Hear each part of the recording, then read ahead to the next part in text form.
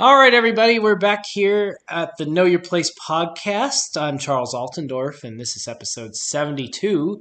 And today we're going to talk about a town that was, if I'm correctly. I'm joined here by my friend Rick. Say hi to the fans, Rick. Hey, how's everybody doing? And so I kind of covered this once in one of my other episodes, but there's a lot of places in America that have just that have been kind of abandoned. I talked once about Centralia, Pennsylvania. I don't know if you have you heard of that one, Rick? No. That's the town with the garbage dump on fire underneath Okay, it. yeah, I did. I have seen that. Yeah. But what a lot of people don't know is that's actually not the normal situation how cities get abandoned. And a lot of what's happened over the years in America is we claim to be the land of the free and the land of the right to. Yeah, it's interesting. The original phrase was supposed to be life, liberty, and property, and it turned into life, liberty, and pursuit of happiness. And as I've been involved in different levels of government and studying urban planning, I've learned that eminent domain has been a very aggressive thing done in America throughout the history. So today, I thought I would bring on my friend Rick, who he in some ways is, I don't know what the proper way to put this, a child of eminent domain. But he's from a neighborhood that no longer exists. Well, he lived a little there for a little bit. So what's that neighborhood called, Rick? It's Highland Park. And when did you live there, Rick? I was about 5 years old, so that's been 35 years ago. And this neighborhood was originally it's now part of the Louisville airport. I guess is the most proper way to say what's happened to it. But it's really wild. So I was reading up on this a bit, and Rick can expand on this too. But apparently, it used to be its own city back in the day when the railroad. It originally was a railroad town, is what I ventured to guess from it, and it was its own city up until the 30s. And believe it or not, it wanted to be its own city still, and the city of Louisville somehow massaged it in the courts that they won the ability to annex it. That's really wild. Generally speaking, courts respect autonomies of cities against other cities, and you see there's other cities in Louisville that have preserved their autonomy, like St. Matthews or what's another few? Jeffersonville, Yeah, Shively. yeah, tons of others. Shively, you know. Well, in particular in Louisville and Jefferson County, in order for to get it on the ballot to vote for merger, the cities had they said we're not gonna go for this and prove it to get on the ballot unless they got to keep their autonomy. Right. And so I'm just shocked. I don't know what happened back in the 30s, but because the way they made it sound was like Louisville basically sued in court to get it in there, which I still can't figure out how that went down. There must have been something really shady happening. But this is the 30s in Kentucky, so I really it's Kentucky, you got bourbon. Was that before? When was Prohibition? that was right before, Okay, like so 33. so yeah, so you had Al Capone, all those people, But yeah, so at the time when it merged, from the historical article I read, it says there were 330 families. Mhm. And I think at some point they said the peak of the population of the neighborhood was at 12,000 at one point. So, that's all fine, well, and good. Maybe it got merged into the city, and you would think that means that it would get better services, be a better place, and this and that. Well, actually, that's not what happened, believe it or not. What ended up happening then was, I guess, in the late 90s. Actually kind of started in a lot of this actually started in the late 80s, actually. Is it eventually ended up getting annexed by the airport, and we'll talk a little bit more about that. But so when you were growing up there, they were already trying to come in, and the airport was. Do you remember? I mean, you probably don't remember any of the arguments about No, it, I but don't remember the arguments. I mean, I was just 5 years old at the time, so um, it wasn't. In my household, it wasn't discussed. So, but I'm pretty sure in some other houses, especially because you had a lot of small businesses. As I've read up on it, in that neighborhood, I'm pretty sure it was really discussed in among those people. And I guess do you have any sort of memories of what it was like living around there at the time? It reminds me where it was a lower middle class, middle class, working class neighborhood. You had your local mom and pop, little store you go get, a bait shop and all those kind Yeah. of things. It was just, I remember, riding my bike, it wasn't really off. You had Crittenden Drive nearby, but once you got inside the neighborhood, there wasn't really any major streets in there. So, kids were riding their bikes everywhere. I mean, it was just a small town America, actually, in a way, even though it's in a bigger city.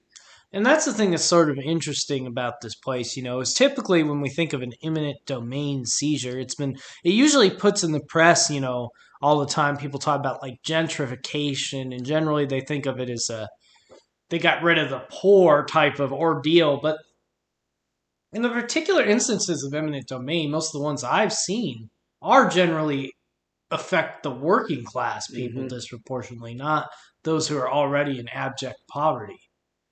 And it really is sort of like this mantra of the little guy being thrown out by the big guy, and in this particular instance, that seems what was on display here. And so so during the 90s, of course, it wasn't. This is what's so weird. It doesn't look like it was dying in any way. It was perfectly occupied. There was no real justification like, well, this place is abandoned, so let's go expand the airport into here. No, I mean, and I hadn't lived there. I mean, I actually wasn't even living in Louisville at the time, but as I've researched and everything, yeah, I mean, you still had on the street corner, you still had your bait shops, you still had your mom and pop businesses there. So yeah, I mean, it was not Detroit, what you see up in Detroit. I mean, it was thriving. So, but unfortunately it was right next to the airport, and the airport wanted to make a power grab. And I just can't reiterate how bizarre it is that the airport chose to do that, because what ended up happening is the airport ended up expanding to the south anyway, where the land was more open anyway. And it just, and there's another city around there that's still technically incorporated it's the small city in Kentucky right now. I forget the name offhand, but it's still technically incorporated, but there was only 7 people registered in the 2000 census. So I think at 2010, or the 2010 census. So I think as of 2020, it will be defunct. But, um, and there was more justification because that place was already losing people. There wasn't much left there. But in this particular case, they came out and basically struck a heart blow to a major area. So I guess we'll tell the people what it's like now. So um, I guess Highland Park did it used to extend all the way to the state fairgrounds now Hmm. and Yeah. all that. So right now it's Ricky can describe this a little more, but it's basically a major interchange, and then there's some streets under it, and none of it's really used by the airport. No, it's not. You got the main road that went through the neighborhood. It's called Park Boulevard, and then on each side of it is you got fenced areas that's not being used by the airport. And actually, if you look at the aerials, you can see some. It's obviously been overgrown by weeds and grass, but you can see parts of the streets. It's really sad that they took that over and then didn't do nothing with it. In fact, I think should give it back. In fact, my opinion, but that's just my opinion. Well, yeah, and I can't reiterate this enough, and the other example I was going to talk about, is, of course, Poletown Lives, and in Hamtramck, which is next to Detroit, they seized an old Polish neighborhood at the time. And, there's a lot of rumors that they pulled types dirty tactics and everything to take this over for a factory that ended up going belly up 10 years later. And that's why I don't know how much you were exposed to eminent domain in your schooling, but that's why I really am not a fan of eminent domain because I get that the original thought behind it, they originally brought it for the railroads, And back then, when you're putting in a railroad, generally you were running through just empty land. Hmm. But when you start taking it into this modern times and you think that you're going to like buy up people's houses, especially in a dense area like Highland Park was, and somehow then repurpose that land, I don't think they really understand how much of an undertaking they're going through there. Well, and another thing that as I've reached up on the history, even before the airport, it was already starting to lose land because of the interstate Right. The 264. the interstate, and this is another thing that's really wild about it. So it got a double whammy. The interstate came through and cut it in half, Hmm.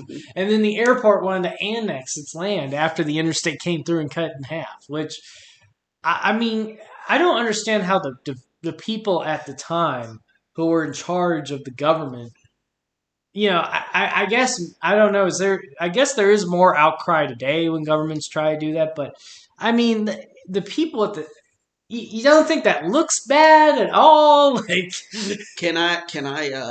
Can I get political on here? oh yes, absolutely. Okay. You know whose baby that is to expand uh, the Louisville Airport? Oh, was it Mitch's? Mitch McConnell's, yeah. I mean, he was old. I mean, obviously it was locally that done it, but I mean, he had a big part of this as well. And that's the other thing. That's the other thing it always comes back to. There's always some big name politician who promises all this prosperity from doing these type of projects, and very rarely is it ever realized. Well, Now, and that's the thing. I mean, and UPS brought their worldport in there, and it has prospered Louisville. right, But like Charles said, it went south of there. So right. they took all that neighborhood right there and not used it, and it just it fathoms my mind. I don't understand. Well, and it's particularly terrifying. Right now you and I are both renting. We're not currently homeowners, but how terrifying is it if you're just a regular homeowner who's working hard to think that hey, someday the government could just decide it wants my land and will make my life hard and will do anything to seize it.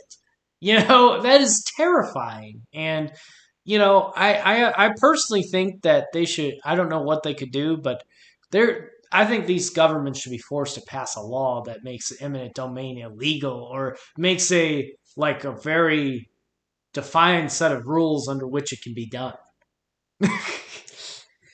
Well, and then of course there's not any homes to that area, but you got what's going on in what um, LG&E's trying to do up there. With that line, and that does affect people's property, and Yeah, that they. And the other thing I always hear about eminent domain is, oh well, they compensate people. They always weasel their way out of paying people their fair share every exactly. time, Yeah, without fail, every time. I remember I met somebody when I was working in the grocery store in Bloomington, Indiana, and they seized their house to build the interstate because Bloomington was the largest city in America not on an interstate, and they finally built an interstate to it. And they said they seized their house to build an interstate, and they said, now I'm in a house a third of the size of my house. You know, and and that was even under a Republican administration. That was under current Vice President Mike Pence's administration. not a shock there. So it's appalling, and I don't know. People should be held accountable for those type of actions, and it seems like they rarely are. Well, it just really saddens me as a Louisville's my hometown. I haven't lived there since I was a kid, but to see a neighborhood that I once lived in that is it. I disagree with them in domain, but at least use the land, and it's not being used. That breaks my heart. That really breaks my heart because a lot of people lost their livelihoods. They lost their property because you had businesses there too, Right. and it was never used, and that breaks my heart. Well, That and I know I've said this before a few times, but and it also it really exacerbates the inequality problem in Louisville because these are your middle people. Those should be the people you're trying to help thrive in your city. You can't just have, yeah, okay, you can have some rich people, but at the most they're ever going to make up of your population is probably like 10% of it. So you don't want to go making life hard for your average Joes. And Well, and it always goes back, to the money. You go to the east end of Louisville right now. Mhm. You got the malls are dying across this country, Right. and there's an was it Sears? But anyways, one of those big box stores that was anchored one of these malls, and they want to put in Top Golf, Right. You told me about this. Yeah. and so you got, and of course, the rich people there, they're fighting them tooth and nail, and they actually might win. Right. But these people in Highland Park, They got screwed and they all were forced to move out to the west end of Portland, which is good trek from there. I mean, 4 or 5 miles yeah, away. Sometimes I guess Valley Station's like 20. yeah, because it's right near Hardin County line. So Yeah, and it's unfair. Well, I guess we pretty much covered. Is there anything else you want to say, Rick, about your old neighborhood? no, like I said, I don't remember much of it. I remember I do. My brother-in-law, ex-brother-in-law, he lived there too, and actually he probably give a little bit more perspective than I did because he actually lived there a long time, so a lot longer than I did. But he talks about just all the great memories he had living there, and then when he okay, here's the thing. Him and his mom, when his mom passed away of cancer, sadly, but uh, they it was a modest house, but it was a house, with the backyard.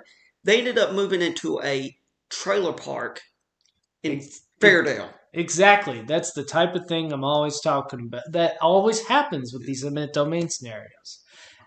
And people made fun of that one house that stayed. I know you probably, I don't know how much you spend time in Cincinnati, but they had this area near Norwood and Hyde Park that they tried to annex to build some mall or something. They eminent domain the land. It was all around Interstate 71. And there's this last house that kept holding out and holding out, and everybody would make fun of them. It's like, but you don't understand. They are not moving into a better situation Hmm. 90% of the time.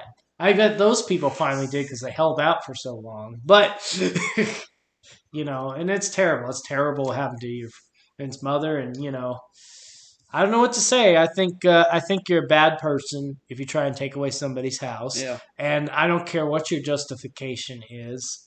You know, if you can't find a way to make it work with open land, then you need to find another way to make it work. absolutely. Yep. Anyway, that's all for the podcast this week. Thanks for dropping by, fam, and let's all thank Rick for coming on. This is the first time he's probably been on a podcast. So, Hmm. thank you, everybody.